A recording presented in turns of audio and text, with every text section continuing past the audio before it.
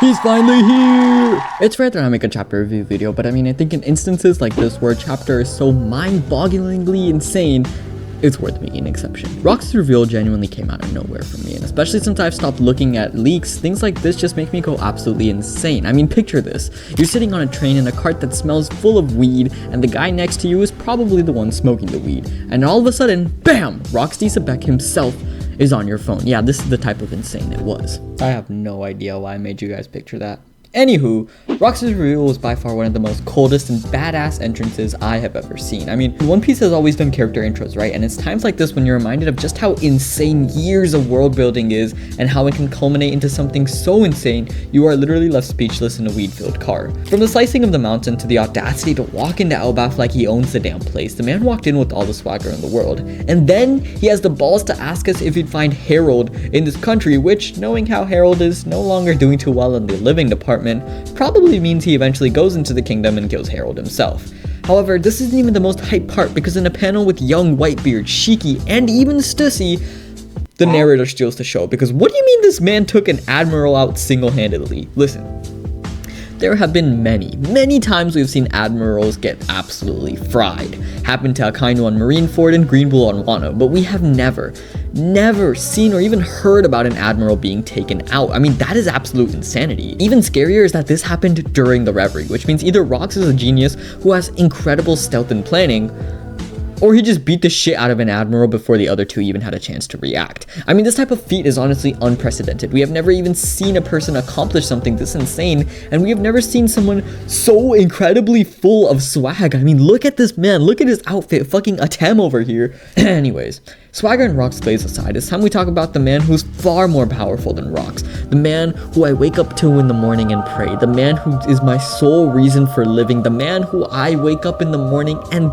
bless and hope that his day goes. Eiichiro Oda, because man, this is so incredibly cool. One Piece has always been a mirror image of itself. The pre-time skip arcs mirror the post-time skip ones. Luffy and Blackbeard are mirror images of each other. Pirates and the navies are mirror images of each other, and I can go on and on. But along with this mirror narrative, One Piece is also the story of inherited will. The will of D, Roger to Luffy, Nika to Luffy, lots of inheritances for Luffy. The idea that someone else's life mission and goals eventually become your own. The idea that you inherit the passion and dreams of someone else has been a constant throughout One Piece. From Nika to Joy Boy to Roger to Luffy, there's always been one mystery dream that has been seen as the good inherited will. Something so grand and pure that it will rid the world of evil and unite all creatures alike. The thing that Luffy is currently working towards accomplishing.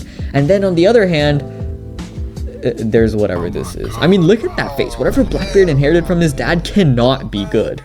Little contrasts like this are what make One Piece so incredibly fun. From Rox meeting Loki and the way that resembles how Shank pulled up on Luffy, to the fact that Zebek lost to Roger, who was Ace's dad, and Blackbeard beat Ace, who was Roger's son. The point is, the little parallels in One Piece and the insane amount of work Oda puts in to set them up genuinely makes this story one of the best. I mean, even if all of this was somehow on accident, which I seriously doubt, the fact that years of world building has allowed Oda to even stumble upon a narrative gem like this, I mean, just get this man his Nobel Prize, his Pulitzer Prize, his fucking Stanley Cup, I don't know. Garp, Figureland, Roger, Zebek were the old generation, and in their stead we now have Luffy, Shanks, Ace, and Blackbeard. And now we're heading into a final showdown between Luffy, Shanks, and Blackbeard. One Piece is a long story, yes, but somehow its story ties into itself, constantly forming not one long story, but a storyline that constantly feeds off of itself. History repeats itself, and with One Piece, it sure as hell does do that. I mean, it's this type of writing and world building that really makes you want to commit to building that 20-foot Oda statue you said you'd make when Gear 5 dropped. But finally, with the reveal that Rox is in fact Blackbeard's dad, which, to be honest, wasn't too surprising of a reveal. I mean, there's one glaring issue with all this, though, that I do have to talk about, which is, why did Whitebeard let him on his ship? Listen, maybe deep down in Whitebeard's heart, there was a bit of him that felt like Blackbeard would be different from his old man, but I mean, do you see this, man? It really makes me wonder if something happened in this conversation between Roger and Whitebeard before Roger went out and got his head chopped off, where Roger informed Whitebeard of some grand destiny that would need Blackbeard. And it really got me thinking about how through all of the mirrors and all of the parallels and all of the storylines we have throughout the years of One Piece, Imu is the constant.